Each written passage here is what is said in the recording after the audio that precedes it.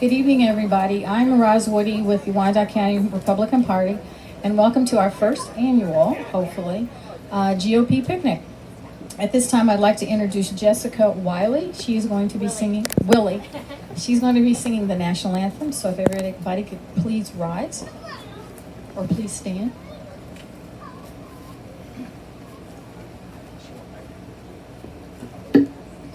Oh, say can you see by the dawn's early light what so proudly we had at the twilight's last gleaming, whose broad stripes and bright stars through the perilous fight o'er the ramparts we watched were so gallantly streaming, and the rockets a red glare, the bombs bursting in air, gave proof through the night that our flag was still there. Oh, say does that star-spangled banner yet wave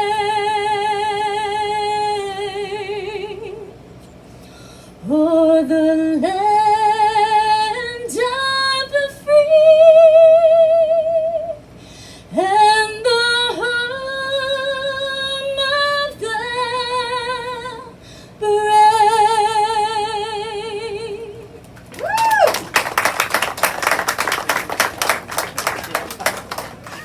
Okay. I'll be introducing the candidates, have a brief bio or brief little introduction on each one. And just so the candidates are aware, you will be recognized in alphabetical order. So first, we have Amanda Atkins, running for U.S. Congress 3rd District. Her favorite color is green. And for the ladies in the audience, she was one of 5 state chairs out of 50, one of 5 women out of 50 state chairs for the GOP College Republican. And she was also she's one of 8 women out of 50 state chairs of the GOP state chairs, women's leadership. So at this time, I'd like to introduce Amanda Atkins. Thank you. I have to say, first of all, as an old party chair, that I hope you raise a ton of money at this event today. I know how hard it is sometimes to raise money for the party itself, so I hope you're super successful. I know my campaign and I personally are happy to contribute to you. Today is a really special day for me. First, because I am super honored to be here with you. But the other thing that I did want to share, my husband and my children, Madison and Dylan, were originally supposed to be here with me, but it just so happened that today, our brother-in-law, Lieutenant Colonel Micah Hutchins, he just came back from Afghanistan and was making his way through Kansas City today on his way to the Naval War College. And so my family only had one evening to spend with him on his way. It's been really quick, and we haven't seen him for the better part of a year. So just for me, as somebody who is a patriot and loves our military, it's a really special day both to be with you and to celebrate our men and women who serve this great country. As many of you may know, I actually am going to comment on who I am very specific to Wyandotte County. So I'm a businesswoman. Many of you know that I have been a 15-year senior leader at Cerner Corporation, largest company here in Kansas City. And Cerner does have about 4,000 employees that are here in Wyandotte County. So I've actually done direct healthcare work here in Wyandotte County. In addition to that, having been the state chair of the Kansas Republican Party, I certainly over many, many years, 25 years, have spent time with your leaders here in Wyandotte County, inclusive of people like Chiquita Coggs, who's right in front of me. We've known each other for a very long time, which is great. I'm honored to know you, Chiquita. I know. She deserves an applause for all of her work on behalf of the Republican Party. The last thing that I would say that maybe many of you don't know is that I also am very active in doing work on behalf of children and families in the Midwest, but specifically here in Wyandotte County. A charity that I founded called Systems of Care Initiative has made an investment in some of your youngest children, 3 and 4-year-olds, to make sure that they are prepared, that they are healthy, and that they are prepared to enter kindergarten. And the reason that I've done that is because I just have a lot of passion for our future, our kids, future generations, and how we develop our workforce. And I say that both as a mother, but also as somebody who has hired a lot of young people. So all of those experiences have really been infused in the type of message and the race, the campaign that I'm running here in the 3rd Congressional District. As you probably know, I'm focused on growth opportunity. I'm focused on accountability to results. I'm in healthcare and other public programs. I'm focused on building a successful path for kids. And really, really honored that I've had some wonderful endorsements both here in the Midwest, but also been fortunate to be endorsed by national leaders such as Ted Cruz and Susan Pompeo. So it's great to be here with all of you. This has been a wonderful experience in running for this seat, and for me and for my family. And I'm honored to be here with you, and I have served, and I look forward to continuing to serve our party and our community. So thank you very much.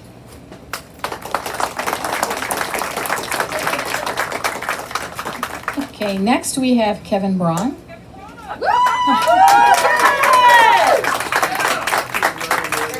He is running for Kansas State Senate District 5.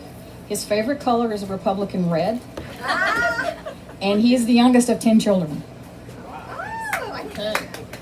All right, I thought we were doing it in order by the position you were in, so I'm not running for Congress. So wanted to, for those who don't know me, I've got a kind of a dual role.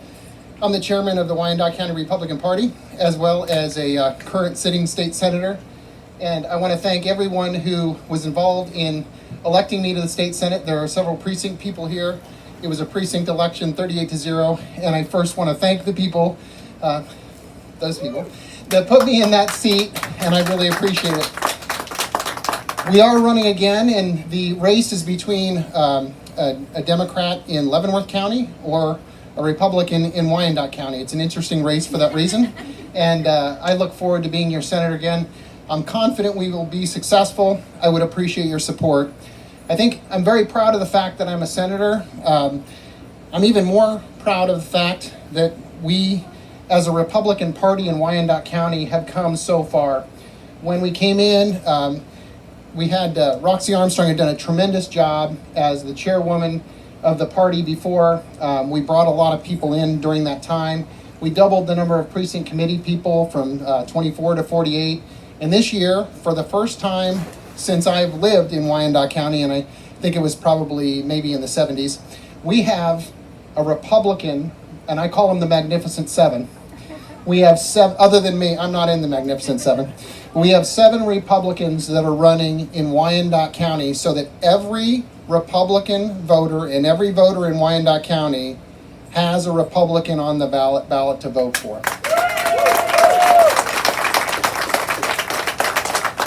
So those are the important people, but I've got a race too. So with that, I want to tell you a little bit about myself.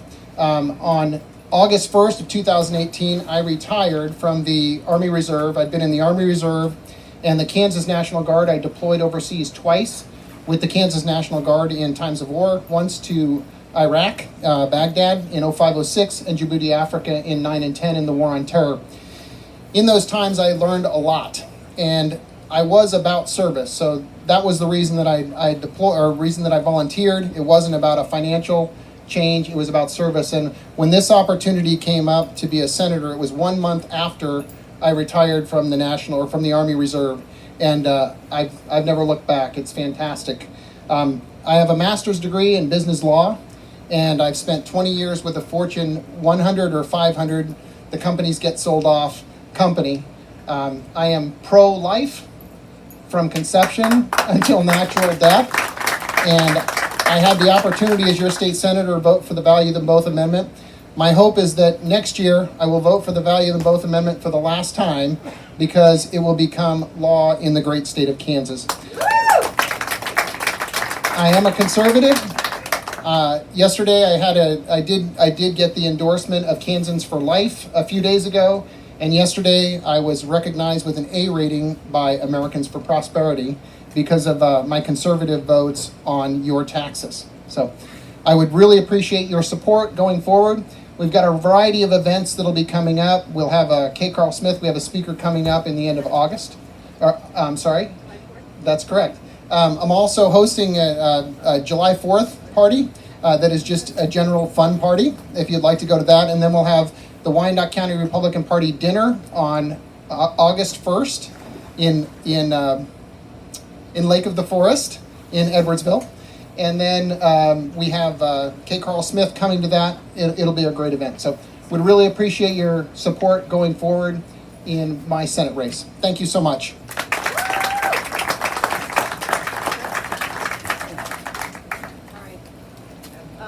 Keith, he's here? Yeah. Okay. All right. Next, I'd like to introduce Mike Beeler. He is running for U.S. Congress 3rd District. His favorite color is orange. And his fun fact, which I forgot to mention the others, is he lived in Hawaii.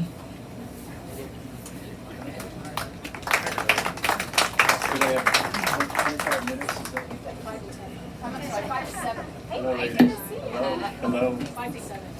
Hey, good afternoon, everybody. Glad to be here on this gorgeous day. Thanks a lot. And my lovely wife, Diane, is with me today, so it's great to have her here as well. And it's good to be in Wyandotte County, so thanks a lot. Yeah, my favorite color is orange. Have you seen my orange and blue signs out there? So I do like orange, and I did live in Hawaii. So I started my career off as an engineer. You all know I'm an engineer, right? And I started off my career working for the Tucson Electric Power Company. I grew up in Tucson, Arizona from age 2 to 32. And then tried to make $1 million and and I ran for public office in 1992. Didn't win the primary. Didn't make $1 million, but I found a great job in Honolulu, Hawaii, and we moved the Beeler family, my wife and I and our 4 children, to Honolulu, and worked for the Hawaiian Electric Company for 2.5 years. So that was a great experience. We really enjoyed that, and got to Kansas City in 1995, and so we've had a home in Kansas City, Leawood, Kansas, by the way. Leawood, Kansas, since 1995 for 25 years.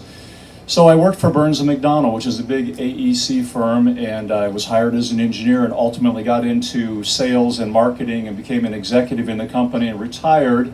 Diane and I decided we reached our magic number, and we retired back in February of 2019. But we've always been politicos. We've always watched national and international politics in particular, and we watched our president get impeached. And then he was acquitted, and then those Democrats came back and said, well, we're just going to find something else to impeach him on. And I turned to Diane and I said, that's it, I've had it, I'm going to run for Congress. And oh, by the way, we're going to spend $1 trillion on what I spent 40 years in industry doing, as building infrastructure. We're going to spend $1 trillion. Now, post-COVID, it looks like we're going to spend $2 trillion. That's 2,000 billion-dollar projects. Do you know what $1 billion buys? You hire 100 engineers, you enter into 75 subcontracts with every kind of service that you can imagine. You stand up an office for 5 years. It's a wonderful thing. And when we do that in this country, to rebuild our infrastructure in this country, it's going to be an amazing thing. The ripple effect through the 3rd Congressional District will be amazing. Why is that? Because we have so many large engineering companies that make a living building infrastructure, and we need to build infrastructure in this country. So if you've seen the campaign, it's called the Equal Opportunity for the American Dream, built around infrastructure, innovation, and inclusion. So infrastructure, we're going to build $2 trillion worth of infrastructure, and who better to do that than a registered professional civil engineer? I'm a registered engineer in the state of Kansas and 7 other states. And who better to do that than somebody that understands emerging technologies?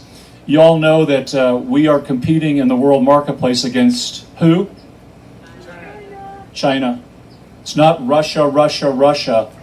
It's China, China, China. They are the world competitor. They have the stated goal of being the world economic and military leader by 2049, and they are on their way to do it. Do they do it fairly? No. No. They take our intellectual property and they reverse engineer our products. And we make a lot of that stuff over there. I think one of the things that we learned in COVID-19 is we need to repatriate some of that. And why not repatriate some of that manufacturing right back here to this area? We have a great quality of life, reasonable governance, great location with regard to transportation here in the geographic center of the country, great work ethic. One of the things that made me so successful at Burns & McDonnell is I went out and sold that Midwest work ethic. And man, did that sell well on the coast. It really did. So anyway, this emerging technology like artificial intelligence and 3D design and 3D printing and all of these things, we need to go head to head. How are we going to do that? So I would propose that we take 0.1% of this $2 trillion spend and we put it into science, technology, engineering, the arts, and math. We invest in our middle schools and our high schools. And we double down on STEM and STEAM, and we create a future opportunity for our children and our grandchildren. And then we give them a vision of going to the moon in 2024. President Trump's going to take us to the moon. So anyway, infrastructure, innovation, and inclusion. Everybody's included in the equal opportunity for American dream. Thanks for having me today, and let's have a delightful time.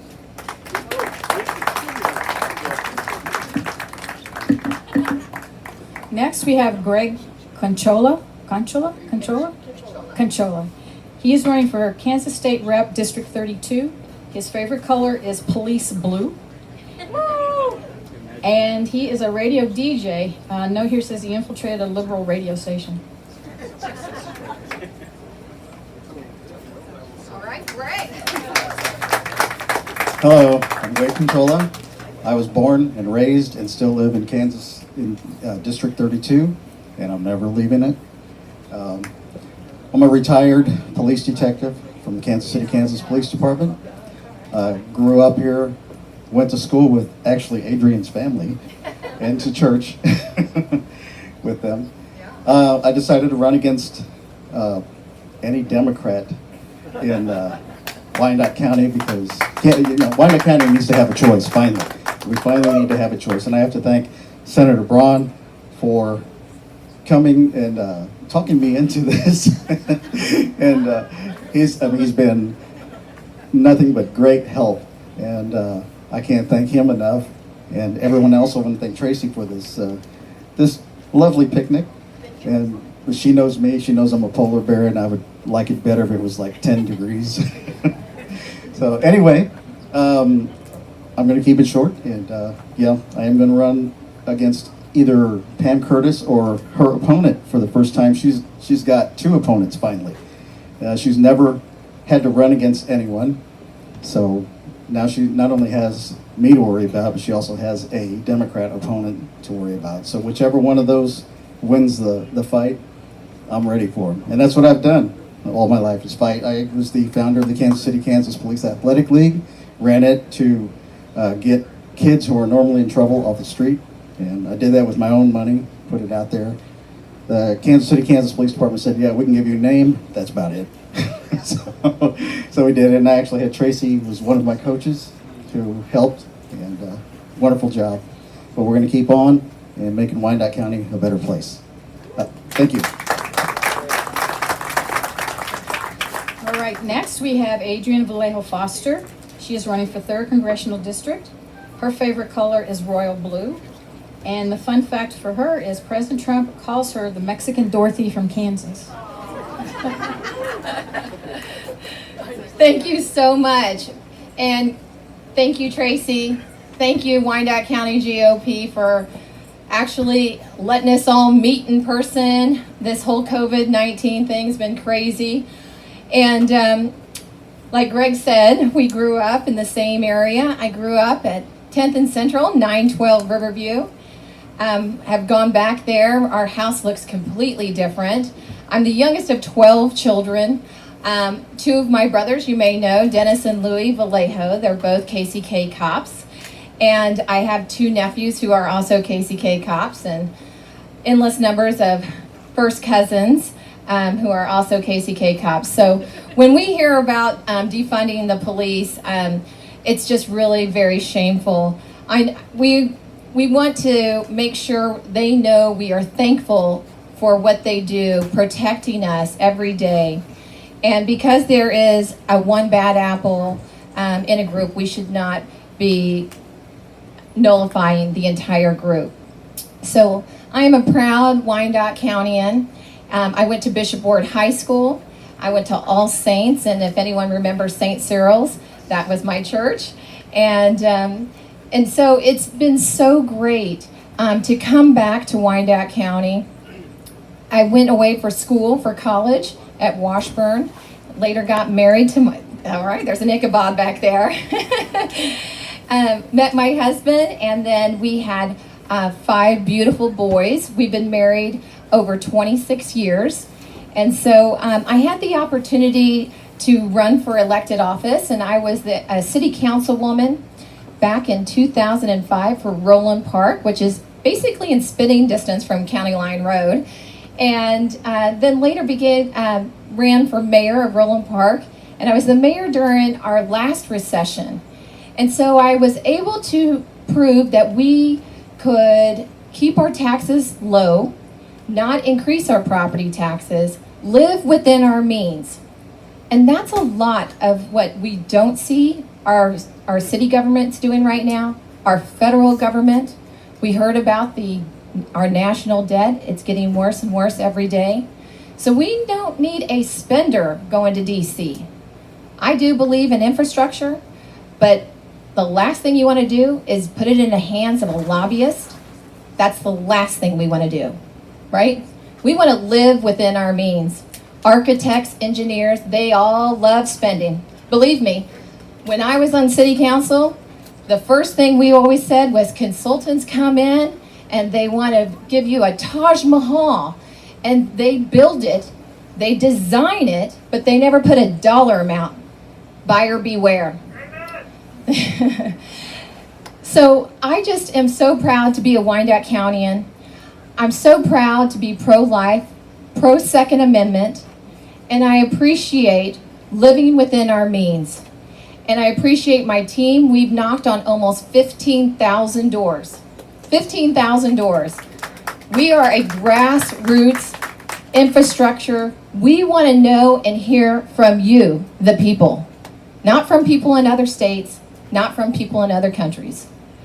We are invested in you, and we will take your voice to Washington, D.C.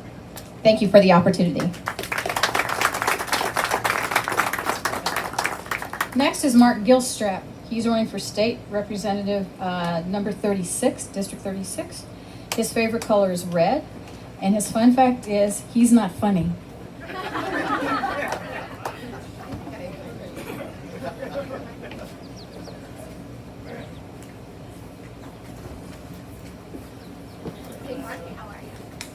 Thank you very much, and I want to thank our GOP leadership for throwing this event tonight and everybody who was involved. It's fantastic. Yeah, I used to be a funny guy. I used to have funny things that I thought about, but the way things are going on in our country and our state, there's not a whole lot to laugh about. And believe it or not, I guess I'm a bit of an enigma. I don't know, but I was a state senator, Democrat state senator for 12 years. Matter of fact, I was in there with Chris Steiniger over here, Senator Steiniger.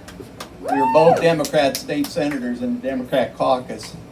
And then I think both of us might have got hit by a bolt of lightning simultaneously. But I've been a Republican for 12 years. And I think Chris has probably been a Republican for almost as long. So, and I've been involved in leadership in our local party. I was the chairman of the Republican Party here in Wyandotte County. If you lived anywhere in western Wyandotte County or in Piper area, you might have seen Mark Gilstrap's name or his brother Mike Gilstrap's name on a ballot almost every election cycle. I've been on a ballot on every election cycle since 1992, and he's been on them since 93. I counted up 15 different elections that Mike and I were on. And I won 3, and he won 3. And 6 out of 15, if we got some young students here that knows math real well, it's got to be around 40%, but, or yeah, say 40%. Now, if you're a baseball player and you bat 400, you're pretty darn good. Politician, yeah, winning's better than losing. But anyhow, I just wanted to throw that out. Mark Gilstrap, I'm running against Kathy Wolf Moore in the 36th district. See, we got some non-fans here. One of the reasons I came out of retirement was because of her vote on the value them both legislation. My wife and I are both strictly pro-lifers. I've been endorsed by Kansans for Life every election I've ever ran for. And so when that vote was coming up and Senator Braun was keeping us abreast of everything, and I appreciate that, we do got to get that man in there, that's for sure. But anyhow, when that vote came up, I emailed her. I said, she knows me and Joanne. We've known her for years. Joanne and I would appreciate you to vote for the legislation. It was a constitutional amendment, actually. And let us know how you vote. Never heard a word from her. Pretty upset. My wife more than me, actually. So anyhow, that kind of got us back in the race again. And some of you people will understand this a little more. I imagine I call Kathy Wolf Moore. She's in that Kathleen Sebelius cabal. And that's nothing against women or anything, but they're all women. You got Governor Kathleen Sebelius, Governor Laura Kelly, Kelly Kultula, Pat Petty, Pam Curtis, and we do have people running against probably for sure Pat Petty and Pam Curtis. I know right over here, these two, they're running. Thank you so much for doing that.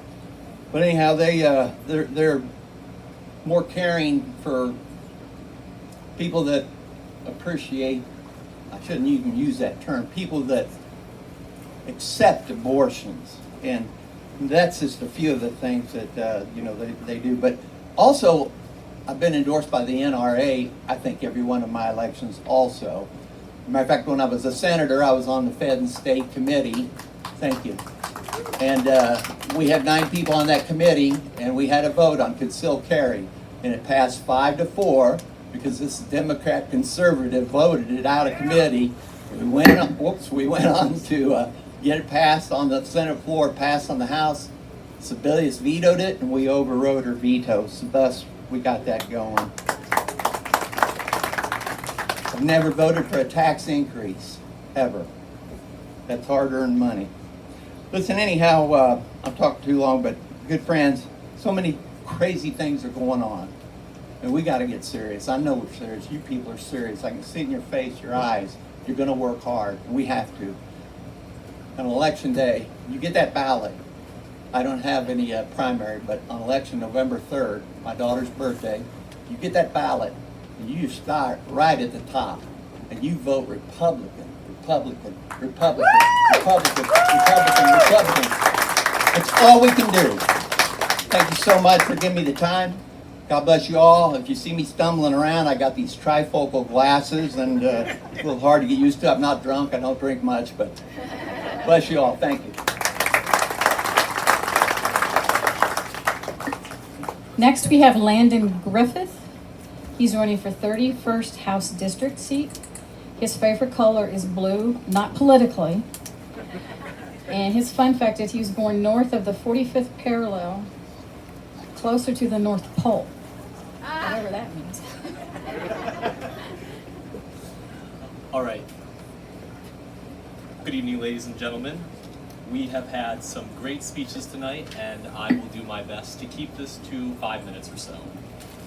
My name is Landon Griffith, and I'm running for the Kansas House 31st District.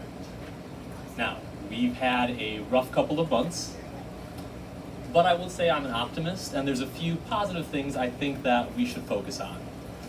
First of all, the American people do not support arbitrary curbing of our freedoms.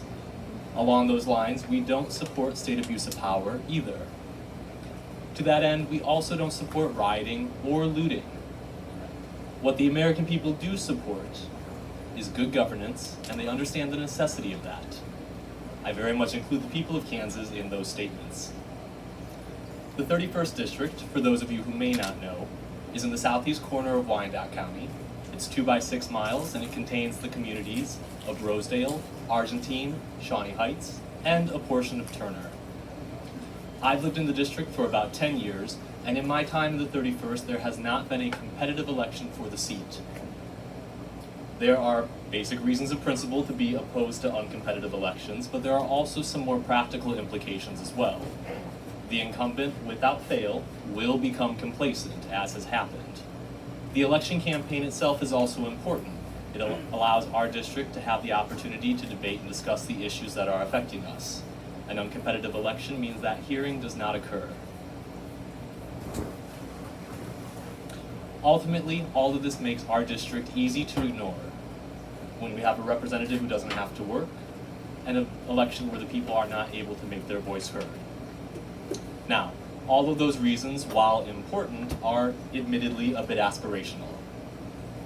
The 31st has real issues that would benefit from state attention and concrete action. First and foremost is ensuring the safety of our community. We all know what safety means. It means ending the gun violence and associated gang violence that plagues parts of Wyandotte County. It means a system where all of our residents feel comfortable and secure with the men and women who protect and serve. It means providing the tools for our police and also the political direction and leadership, not just pushing our problems on them and writing them off when it's politically expedient. What is good for the 31st is good for Kansas. Our cities drive our economic growth, and the Kansas City metropolitan region is the most important economy in the state, without a doubt. Admittedly, Johnson County is the engine for most of that growth, but a bit like San Francisco, it has gained substantial cost-related barriers to entry. Wyandotte County as a whole will be the next area to drive our state's growth if we provide the proper conditions. The 31st District, wedged between Johnson County, downtown, the plaza, and the Argentine rail yards, has unmatched, unlocked potential. A safe community is the bedrock to building and achieving that potential, but good government policy around the other areas we control plays a role as well. I'm sure here everyone knows about our ridiculous grocery sales tax that cost us on average $650 per year per person. Only Mississippi has a higher grocery tax in our country. We all know we can drive across the state line and avoid that, but let's make the change here for the betterment of our communities, our business, and our state. That same argument applies to our property taxes, both for homes and vehicles. We have so much to offer. We can be the bastion of the American dream, but we have to provide and maintain good government policy that will draw people to our district, our county, and our state. Ultimately, in Kansas, the buck stops with the state legislature and specifically the state house to ensure the stable tax policies needed to successfully grow a life or business. Policies I will always fight for. There's so much work to be done, ladies and gentlemen, and this is just a quick, or relatively quick, overview of the issues I'm campaigning on. The Republican Party is offering the people of Wyandotte County more choice than they've had in years, if not decades. Your help in getting the message out over these next months is so valuable, and further information about my campaign can be found at landonforkansas.com and Landon Griffith for Kansas 31st on Facebook. I want to thank all of you for your time and attention, and a special thanks to Tracy for hosting the event tonight. God bless the U.S.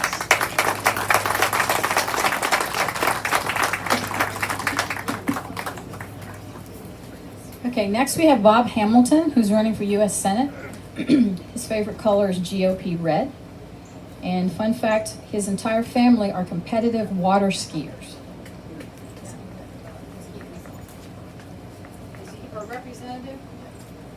Is there a representative here for Mr. Hamilton? Okay.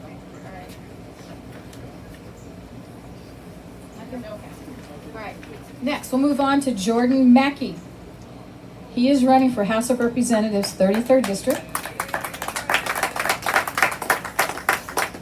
His favorite color is Bonner Braves orange. Bonner Braves orange. He's the youngest elected council person in Bonner Springs' 100th year history. Hi, everybody. Jordan Michael Mackey. I don't know if I totally need to use this, but I'll try not to yell. I've got a little bit too much voice. The voice joke is actually, I got pulled into all of this thanks to, and God bless, thanks Senator Braun, because I was actually screaming at an event, or not screaming, I was heated debate.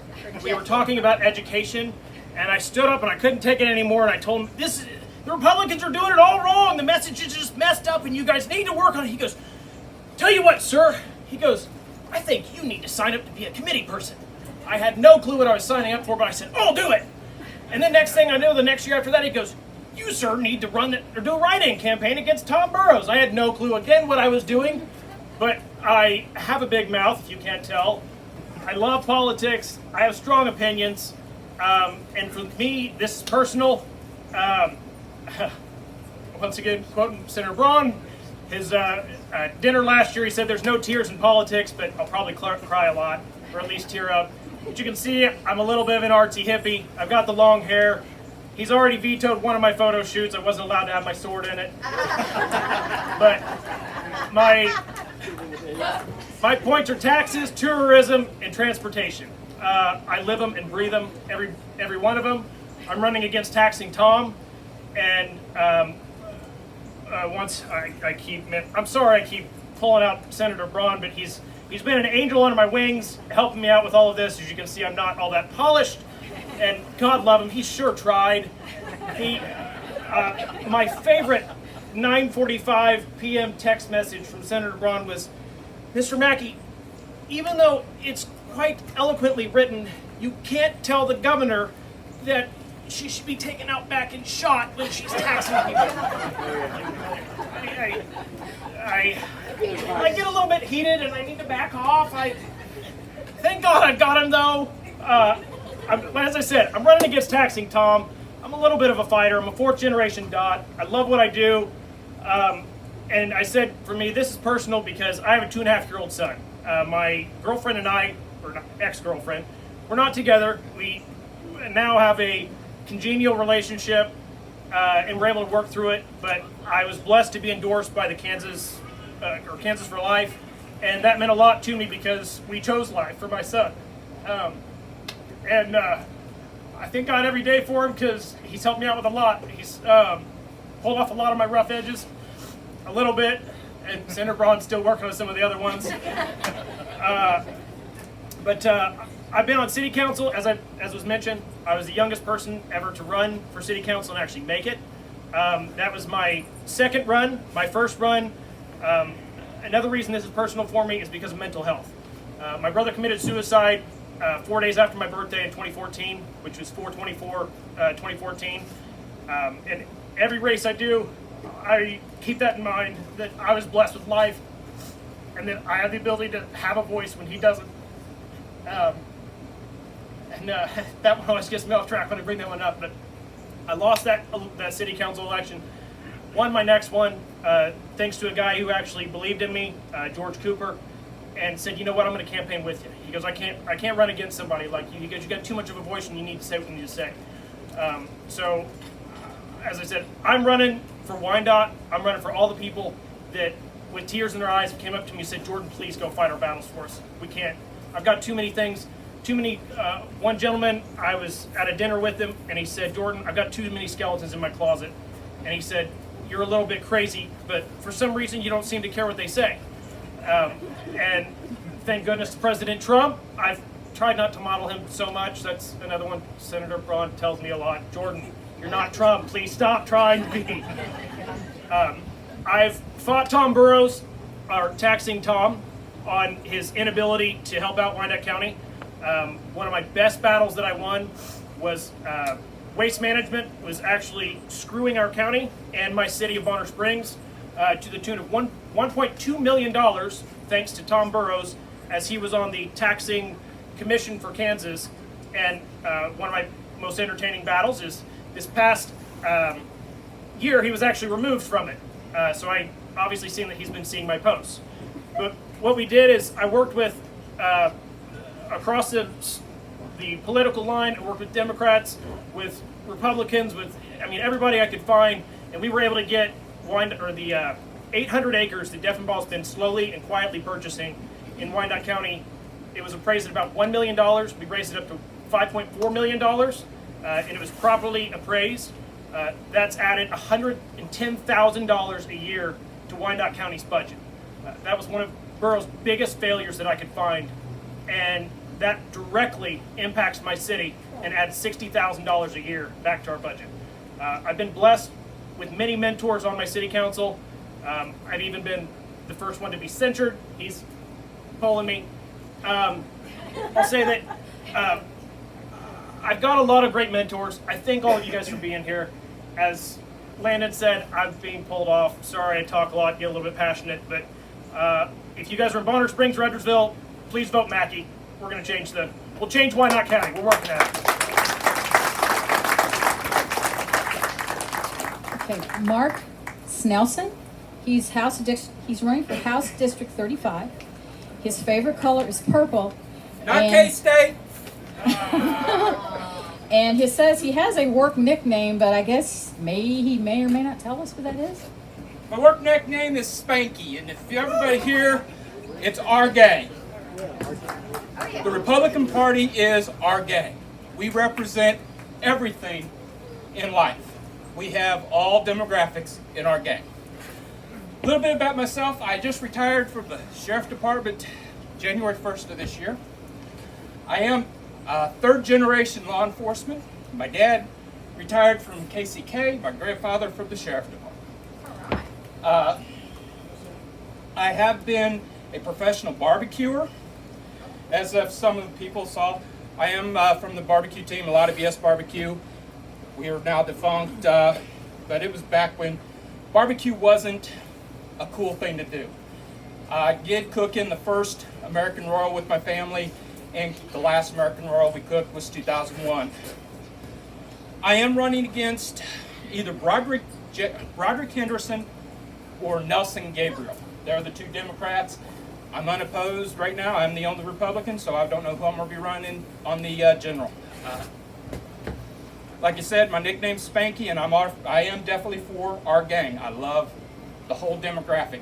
White, black, man, woman, Hispanic. I'm there for everything. As Mackey said, I'm also for, my big thing is mental health. I am a certified CIT officer through the Sheriff's Department.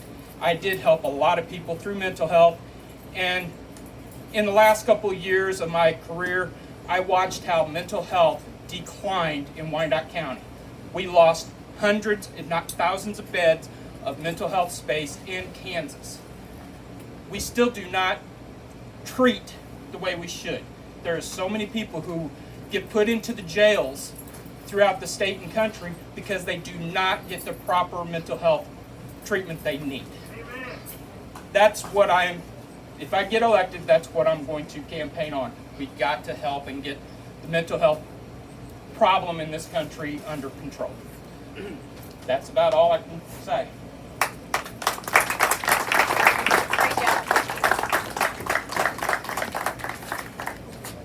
Okay, next is Sam Stillwell. He is running for Kansas State Senate. His favorite color is navy blue. Don't hold that against me. And his fun fact is he collects comic books as a hobby.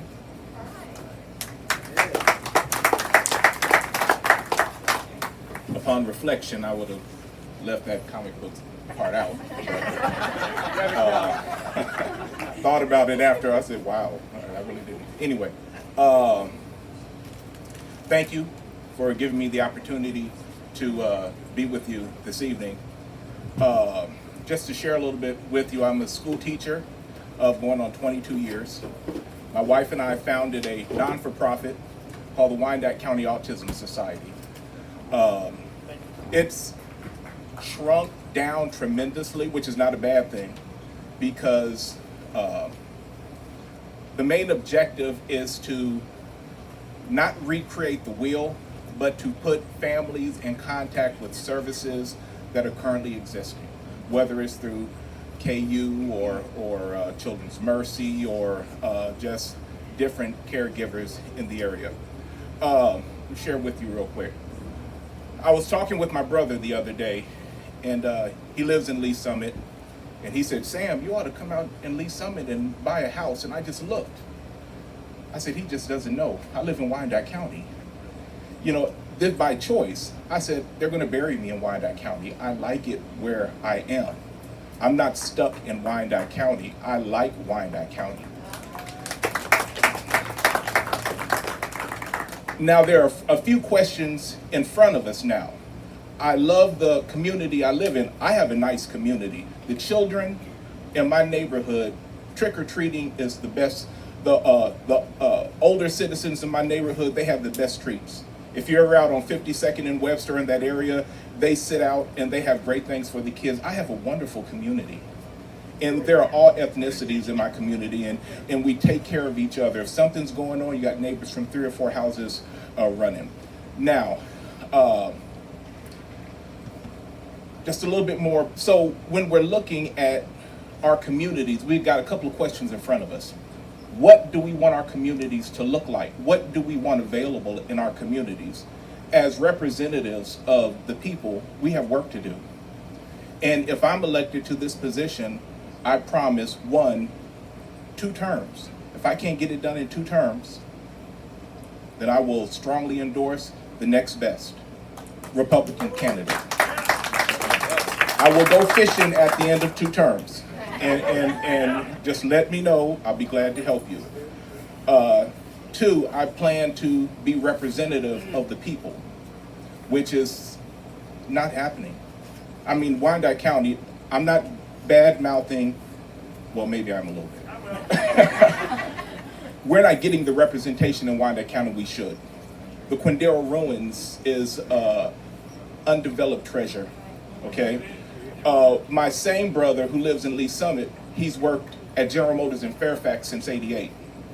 And he drives a half hour every day to get away from the company that has put food on his table for almost 25 years. Forgive me if the math isn't right. I'm not doing the math, but since '88. The children in Wyandotte County, support for the school districts. I don't care what party you're part of, everybody wants to make sure the children are taken care of. Amen. I promise you, I will be that person to do that. The elderly in our community, you've worked a lifetime. You shouldn't have to wonder about food or medicine, okay? My father just passed away in February, and that was, part of what he dealt with. But he taught for over 40 years, and sometimes 2 and 3 jobs. And when you get older, you've earned the right to be able to have food and medicine. And if there are services within the state that will allow you to be in your home and stay in your home and get a little assistance you need, then as far as I'm concerned, you've earned that right. You need representatives that are going to speak for the people and work for the people. That will be me, I promise you. I'm going to wrap it up here in a second. These are crazy days, okay? Black is white, pigs are flying, hell's frozen over. We're seeing things that we never expected to see. And good people have to step up and do something. Good people have to step up. I like to call them, I've worked hard on trying to be a good person. And all I want to do is serve my community. So we'll be talking again. Whatever I can do to be of service, please don't hesitate to let me know. Thank you.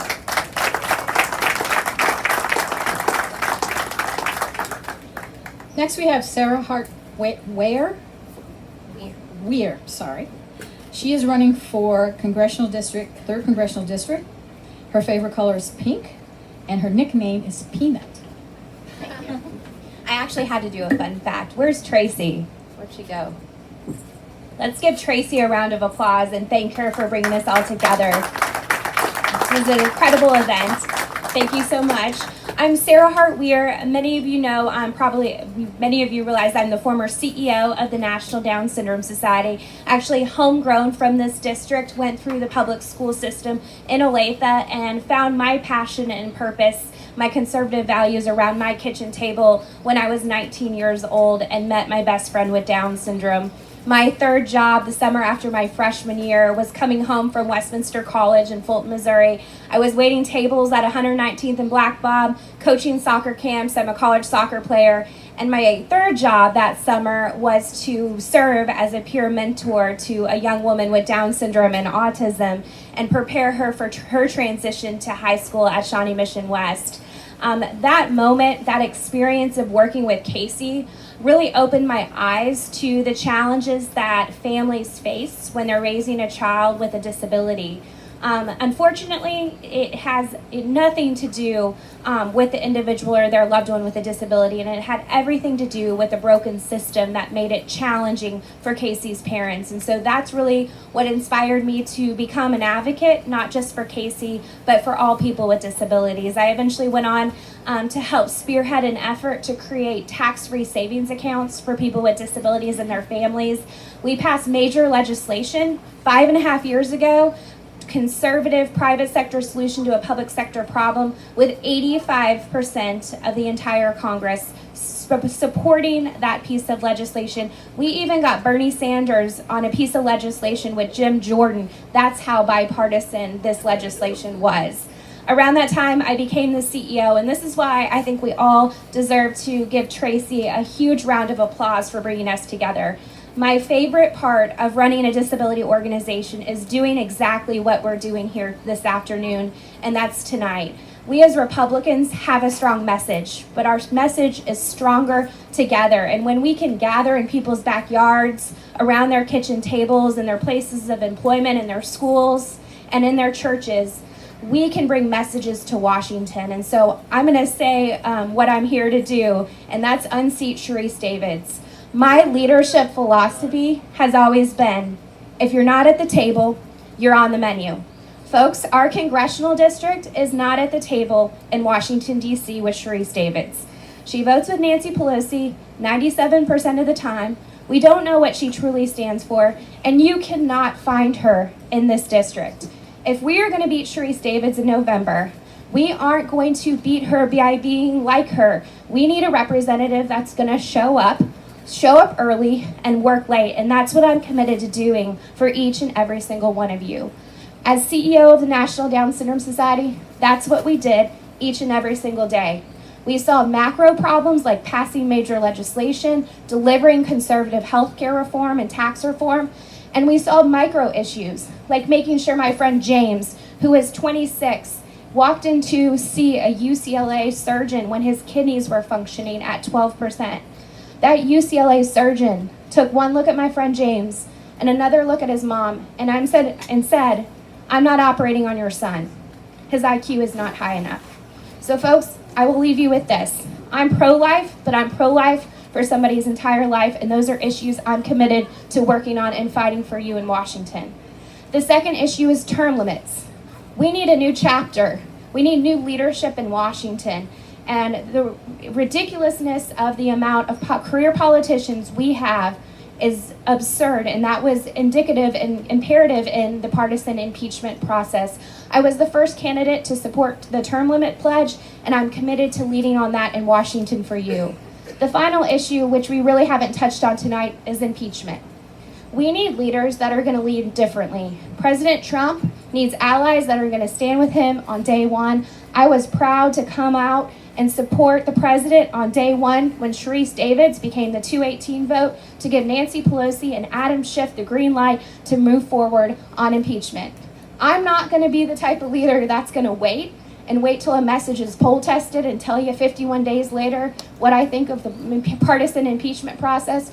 You're going to know day one where I stand on the issues. So I'm working night and day, hard work with my incredible team to put the 3rd District back on the map, put our seat back at the table in Washington, and I look forward to working with all of you to do that this November. So thank you. Okay, a couple of things.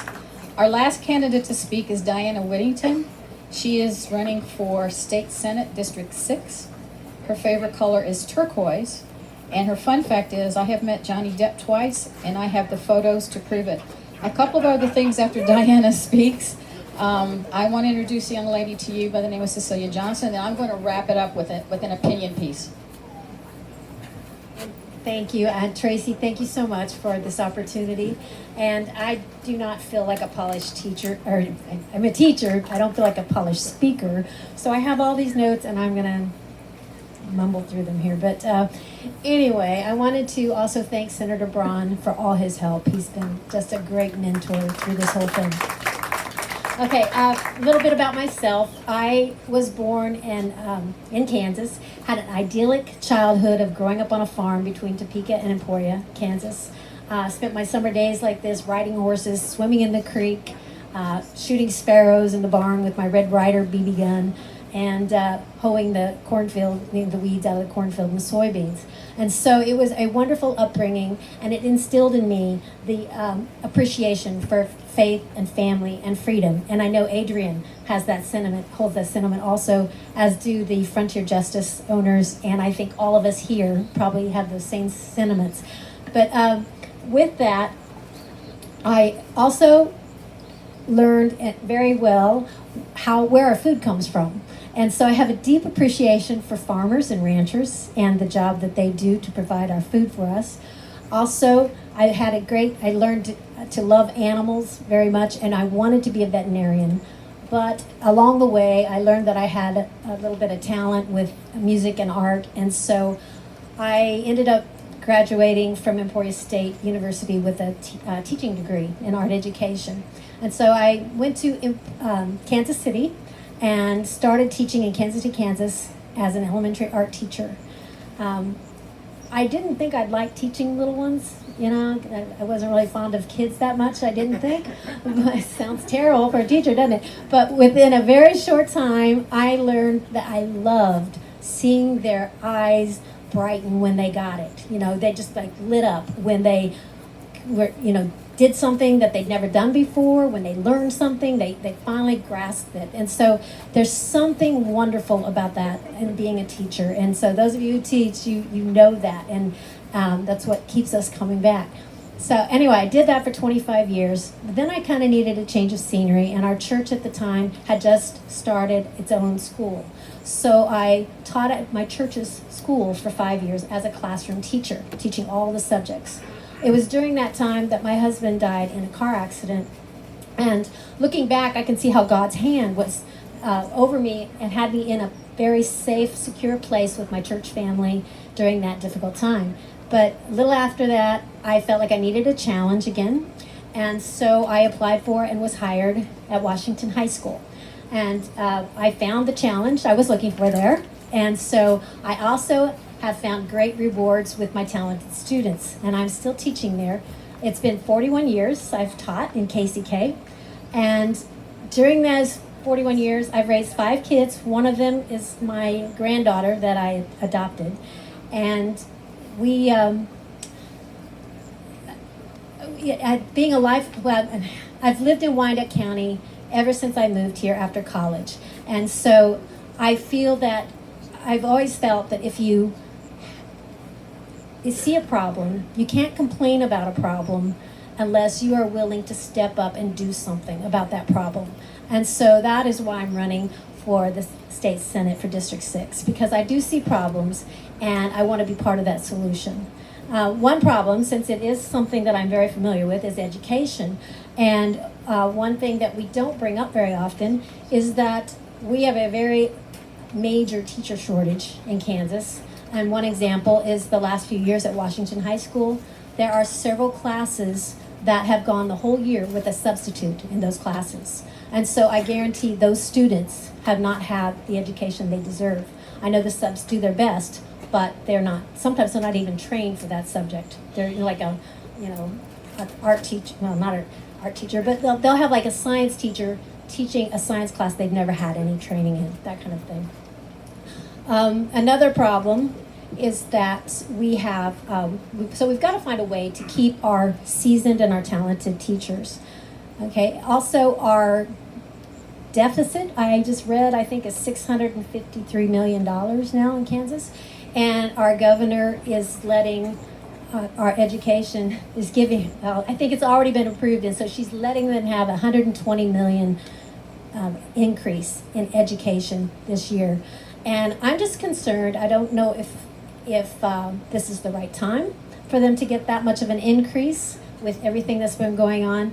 And I'm also concerned about where that money's going and if any of it ever trickles down into the classroom, into the teachers.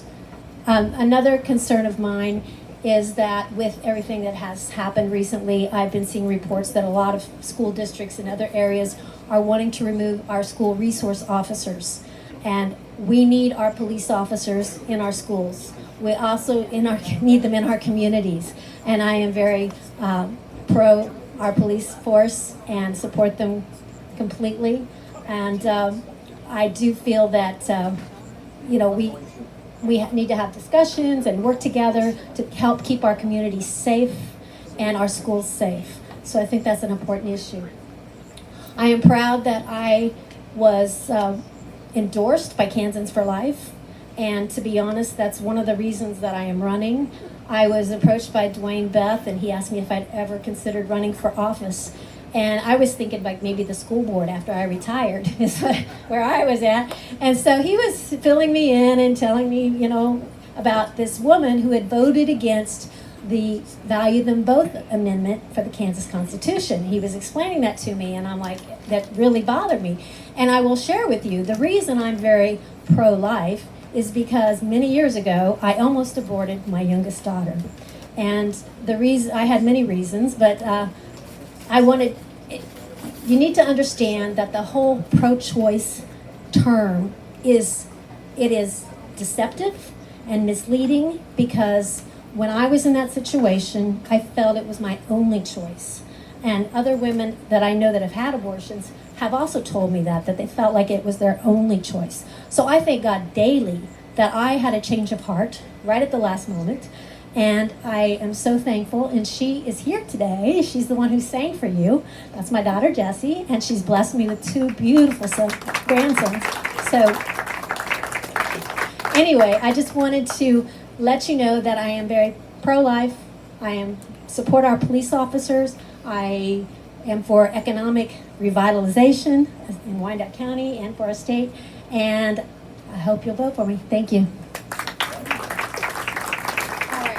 Now we have a representative from the Roger Marshall campaign, and he's going to speak for a couple of minutes. Hi there, my name is PJ. I'm with Dr. Marshall's campaign. I've lived in Kansas my whole life. A couple of weeks ago, I just finished up school at K-State. My time, thank you. My time at a university, given the current crisis we've got going on, that's why I'm supporting Dr. Marshall. When you walk around college campuses these days, it's crazy what's going on. It's imperative that we have conservative leadership in this state. This is a red state, and it's imperative that we keep it red.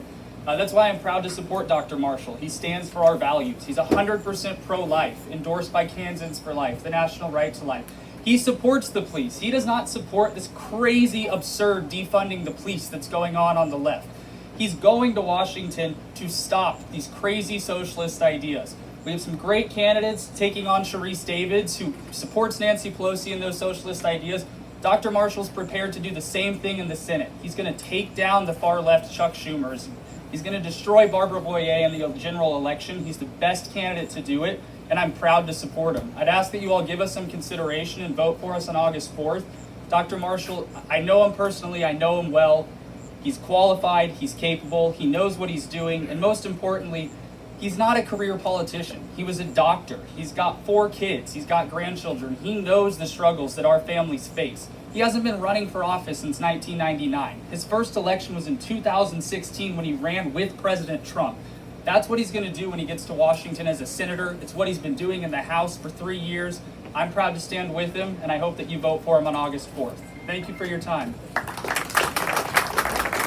All right, a couple of things to wrap up. Next, I'd like to, she's not running for office, I'd like to introduce Cecilia Johnson. She is writing a book, or has written a book, which she is promoting, called The Life of the Party, Memoirs of a Hood Conservative. Her favorite colors are red and gray, and the fun fact about her, I'll let you talk this out.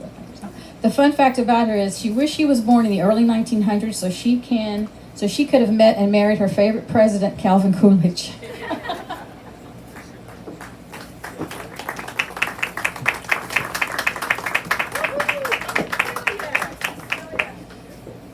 Thank you very much, Roz. And I have yet to pay my fees for the barbecue, but is it okay if we just count this as reparations? I'm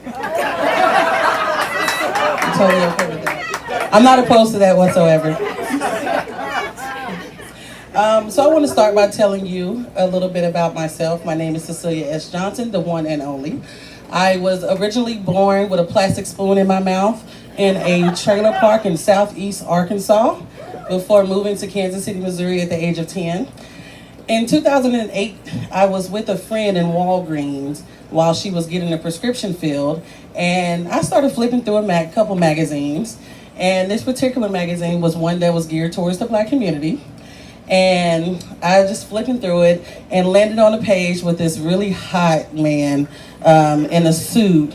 And women, we know that suits are like lingerie for us, okay? So I was like, well, whatever he's talking about, I need to read. So he wrote an article titled Why I'm a Black Republican. And initially I was taken a little aback because everybody knows the number one rule of being black. If you're black, you're Democrat. But I read the article anyway because you know he was fine. And I found myself agreeing with everything he had to say, with everything about pulling yourself up by your bootstraps, education, and he also had an inner city background like myself. So I was like, okay, this makes a lot of sense. Later on that night, I decided that I was a Republican and a proud Republican in the age of Obama. So shortly after, I started volunteering for Republican campaigns, and eventually that led to me being a campaign staffer, running campaigns as campaign manager. I worked for AFP in 2012, Rachel House Pregnancy Resource Center, and in 2016, I was campaign manager for a lieutenant governor's race in the state of Missouri. Sorry, Kansas folks, I'm a Missourian now. So, in 2012, I started my own organization called Hood Conservatives, which is now called The Right Direction. And we really worked in the inner city to help explain and help to get people to understand conservative issues and the conservative philosophy and why they should, vote Republican. And was very successful at doing so. So successful that in 2012, I also won the Red Alert National Award for Top 30 Under 30. And in 2016, I was also elected the first Black female president of the Kansas City Young Republicans. It's a lot of claps. I like you people. I like it. And then right now, I am the vice chair of the Young Republican Federation of Missouri. And last year, I got the best call of my career when the Trump campaign reached out to me about being a part of the Black Voices for Trump coalition. And I proudly accepted. So now I am on the advisory board of Black Voices for Trump. It's amazing. And he's a really great guy. He told me I was very beautiful. So not only does he have great vision for this country, he just has great vision in general. So the number one question that I'm really always asked is, what makes a Black woman decide to become and stay a Republican? And after 12 years of answering that question, I decided to put it in a book and talk about my journey, the things I faced on this journey, treatment from people in my community, treatment from liberals, mainly the white ones, and just my journey in general of being a Black Republican. And the number one answer that I have for why I decided to be a Republican is I have spent two-thirds of my life watching firsthand how liberal policies can fail not only a community, but a country. So in my book, I didn't want to just give you the traditional Republican story. I wanted to give you me and everything that encompasses, the good, the bad, and the ugly. So I have my friend Lisa here. My book is on pre-order. All of them will be mailed out the beginning of August. So I do have a special pre-order price of $20.20 for all of you.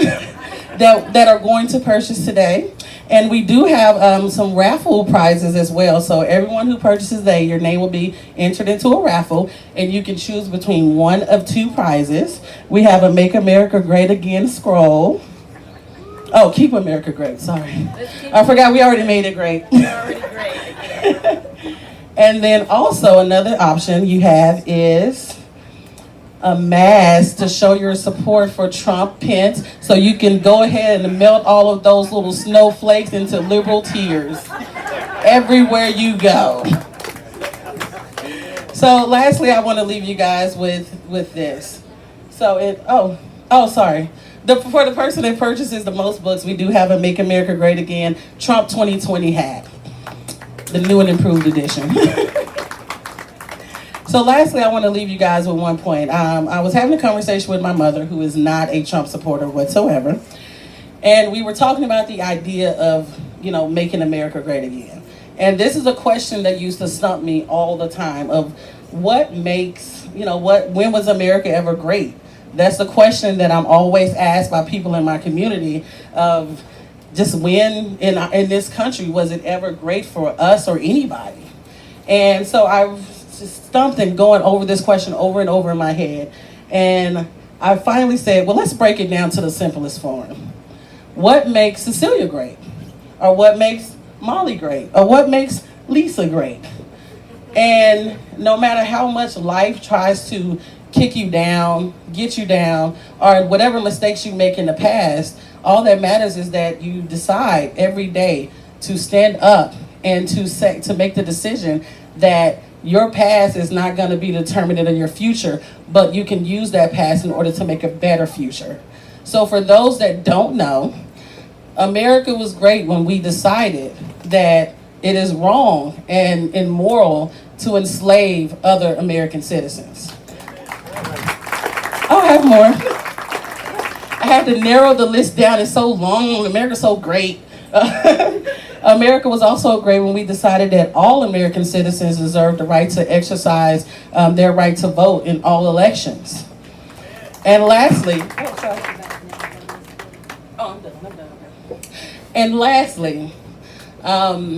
America is great, even greater today than ever before, after 8 years of dealing with that anti-America president that we have sitting in our office, doing nothing for our country, to now having an America First president who is determined to steer our country into the right direction.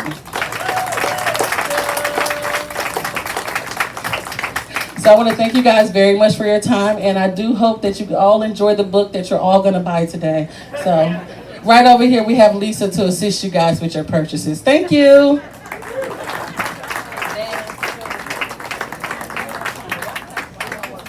Thank you, Celia. I got introduced to her by Jonathan Westbrook a number of years ago, and she's an amazing lady and so much fun.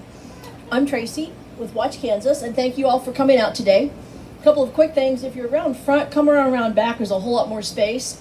And people have been asking me frequently, what is Watch Kansas? Watch Kansas is simply a conservative website. Our entire mission right now, our primary mission right now, is to help support the conservative candidates so we can get everybody elected or reelected. If anybody's interested and thinks that sounds kind of fun and wants to help interview candidates and things like that, please see me or Dwayne Beth over there afterwards, and we'll be happy to talk to you. We have the silent auction. Please make sure you come up and take a look, and feel free to bid on some of our silent auction items. And then we also have a lot more food inside, so please come up, eat.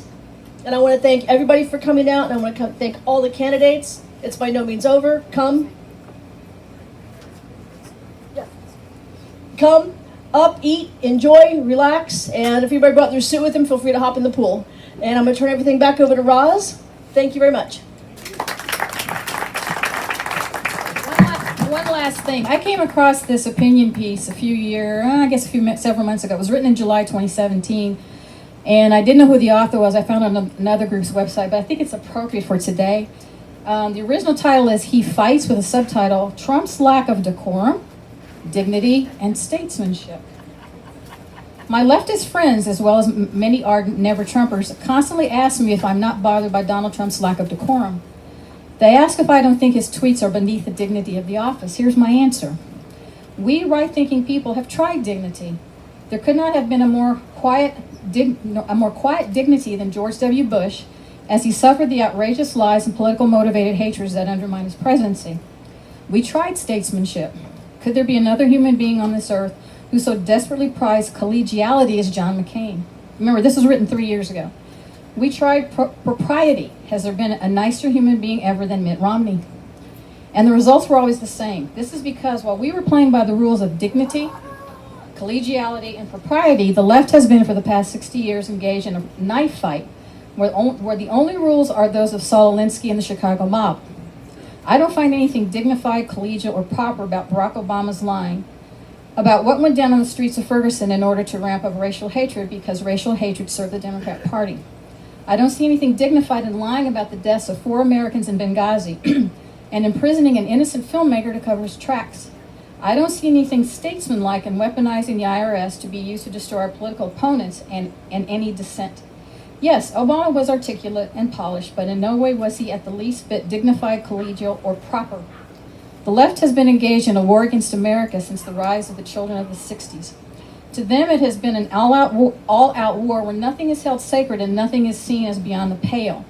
It has been a war we fought with violence, the threat of violence, demagoguery, and lies from day one, the violent takeover of the universities till today. The problem is that through these years, the left has been the only side fighting this war. While the left has been taking a knife to anyone who stands in their way, the right has continued to act with dignity, collegiality, and propriety. With Donald Trump, this has all come down to an end. Donald Trump is America's first wartime president in the culture war. During wartime, things like dignity and collegiality simply aren't the most essential qualities one looks for in their warriors.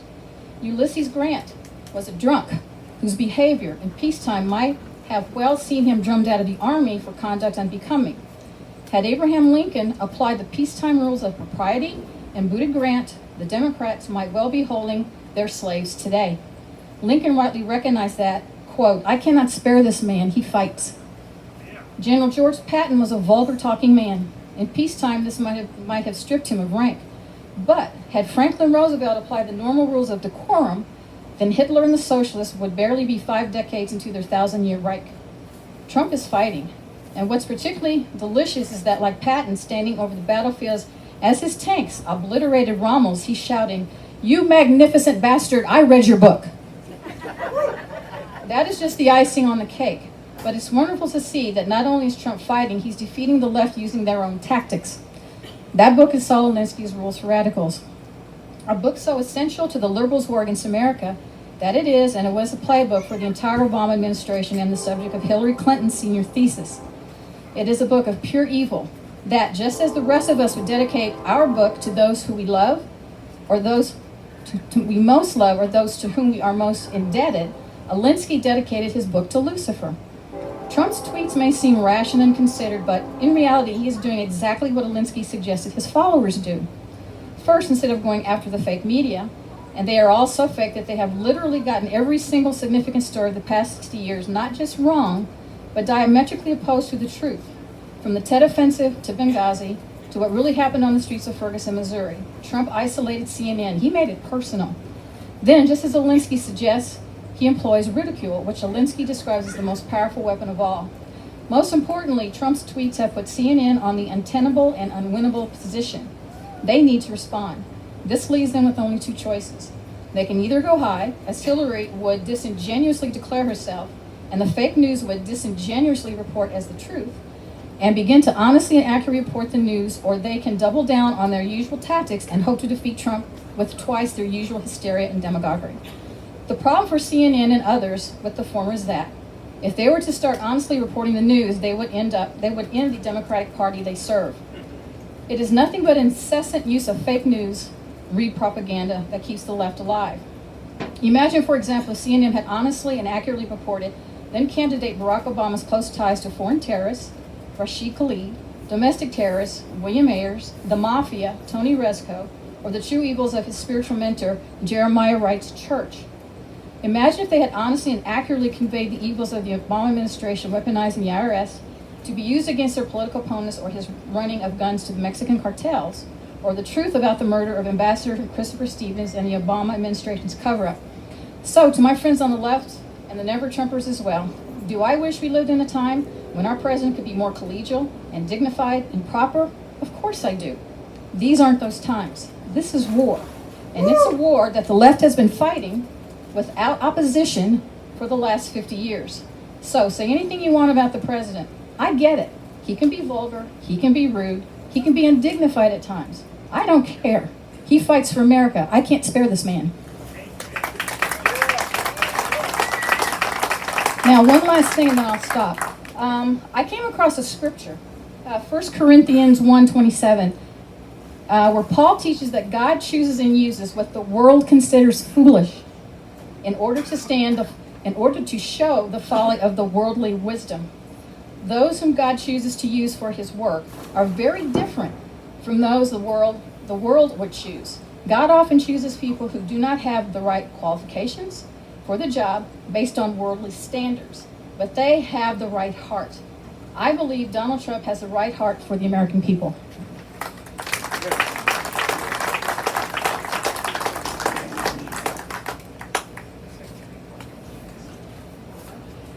I want to thank everybody, but one thing I want to do before we finish eating up and all of that is I know we've got at least 8 or 10, maybe a little more police officers, both current and retired. If they could all come up for a moment, I think we all need to say thank you.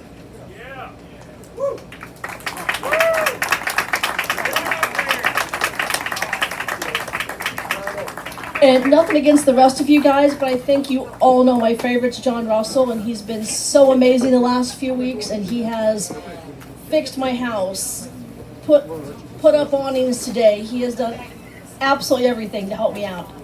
John, I'm not leaving you out, darling. Rodney, are you around front? Come on around back, Rodney. All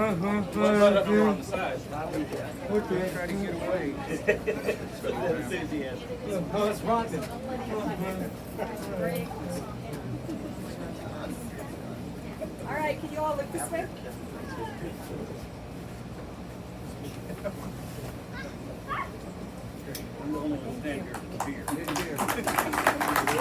Will you guys stay there just for a second, please?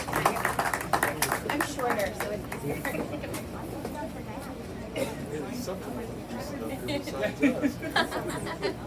Did I get all 7 churches? I don't know about that. Sorry.